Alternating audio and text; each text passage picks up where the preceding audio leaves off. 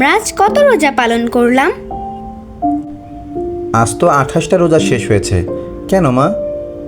তাহলে তো আর মাত্র একটা দুইটা রোজা বাকি আছে। বাবা, তাহলে আমাদের সবার ঈদের কেনাকাটা কবে করবে? আগামীকালই ঈদের কেনাকাটা সেরে ফেলতে হবে। তা না হলে পরে মার্কেটে ভালো জিনিস আর পাওয়া যাবে না। রিমা, রবি, তোদের কার কি লাগবে ঈদের জন্য?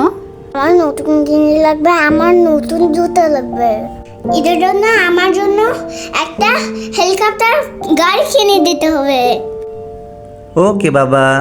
আর রিমা, তোর কি লাগবে মা? আমার নতুন জামা, জুতা, চুলের ক্লিপ, গলার মালা আর মেহেদি কিনে দিতে হবে। ঠিক আছে মা, আমরা সব কিছুই কিনবো। আচ্ছা, এবার তোমরা সবাই মিলে বলো ঈদের দিন কি কি রান্না করতে হবে। হ্যাঁ, এটাও ঠিক করে ফেলা ভালো। 2-1 দিনের মধ্যেই ঈদের রান্নার বাজারও শেষ করে ফেলতে হবে। সিমাই রান্না করতে হবে 2 রকম, জর্দা সেমাই আর দুধ সিমাই। ডিমের পুডিংও কিন্তু বানাতে হবে। আমারও পুডিং পছন্দ। এবার তুমি বলো কি কি রান্না করতে হবে। সেমাই রান্না করবা 2 রকম, ফিরনি, পুডিং, ডিমের হালুয়া, ফ্রুট কাস্টার্ড আর চটপটি। দুপুরের জন্য গরুর মাংস, পোলাও আর মুরগির রোস্ট। আচ্ছা ঠিক আছে, তোমাদের খুশির জন্য আমি এই সব কিছুই রান্না করব। মজা হবে।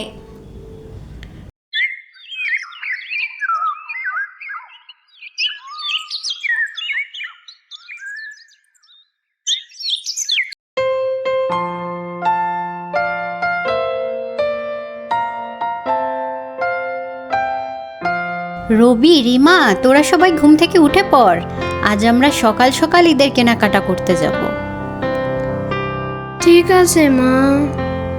রবি, রিমা, দ্রুত ফ্রেশ হয়ে তারপর মার্কেটে যাওয়ার জন্য রেডি হয়ে যা।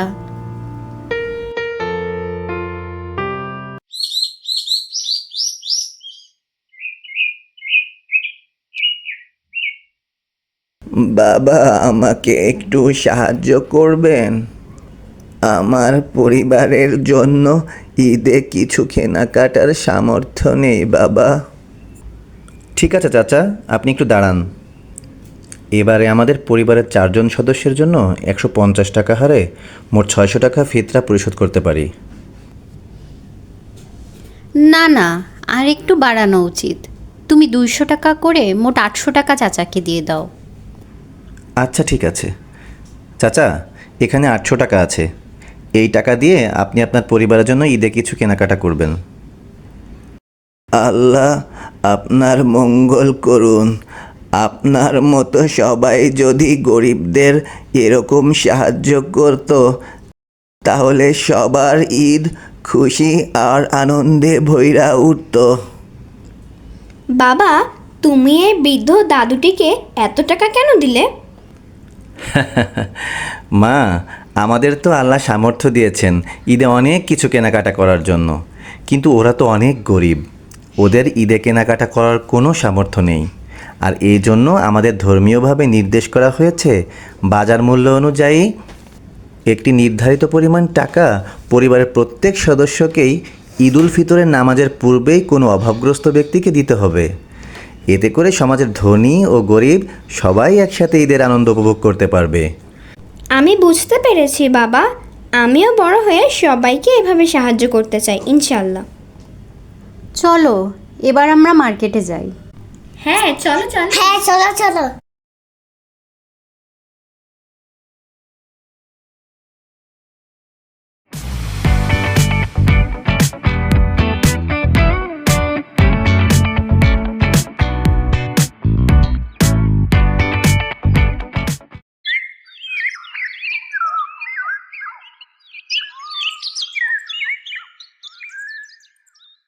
আমাকে একটু সাহায্য করবেন?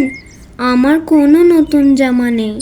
আমি ঈদে নতুন জামা পরতে পারবো না। এই নাও, এতে একটা নতুন জামা আছে, এটা তুমি নাও। তাহলে তুমি ঈদে কি পরবে? বাসায় আমার অনেক জামা আছে, সেখান থেকে আমি একটা জামা ঈদে পরবো। তুমি অনেক ভালো মেয়ে, আল্লাহ তোমার মঙ্গল করুন।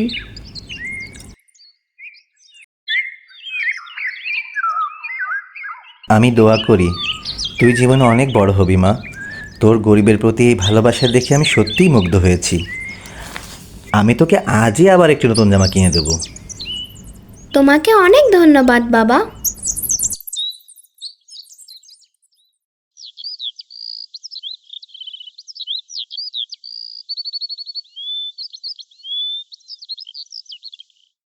ভাই চল আমরা চাঁদ দেখতে যাব। আজ 30 রোজা শেষ হয়েছে, আগামীকাল ঈদ। চলো চলো।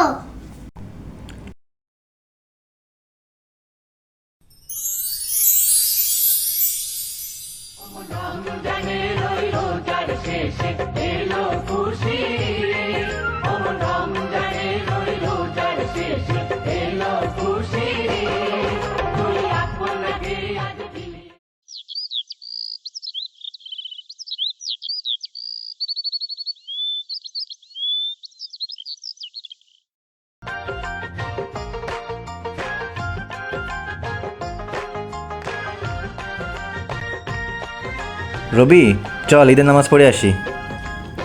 চলো বাবা।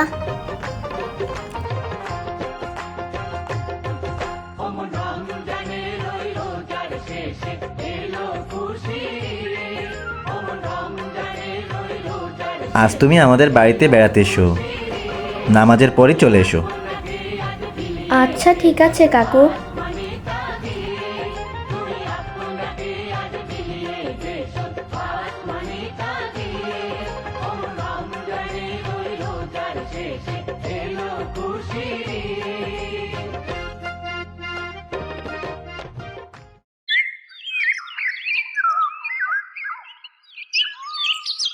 আসসালামু আলাইকুম চাচা।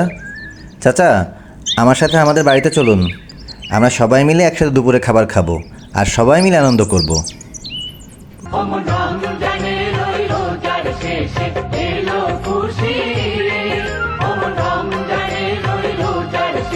বাবা, আল্লাহ আপনার আর আপনার পরিবারের সবাইরে ভালো রাখুন।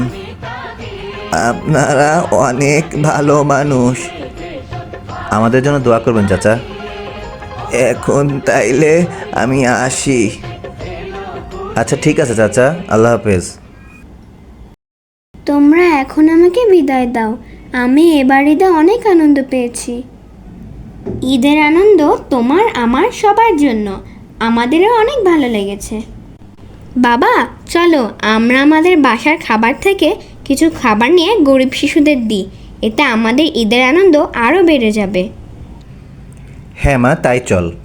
ঈদের দিন কোনো ধনী গরিব ভেদাভেদ করা যাবে না। আল্লাহ বলেছেন ঈদের দিন সবাইকে নতুন পোশাক পরতে আর সামর্থ্য অনুযায়ী মজার মজার খাবার খেতে। আজ আমরা যাদের ভালো খাবার খাওয়ার সামর্থ্য নেই তাদেরকে খাবার খাওয়াবো।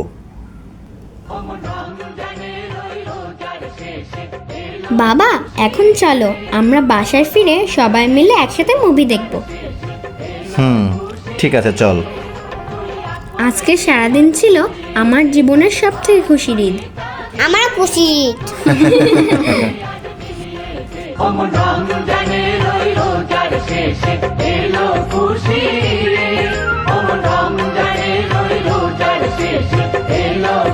গল্পটা ভালো লাগলে চ্যানেলটা সাবস্ক্রাইব করুন, বেশি বেশি কমেন্ট করুন।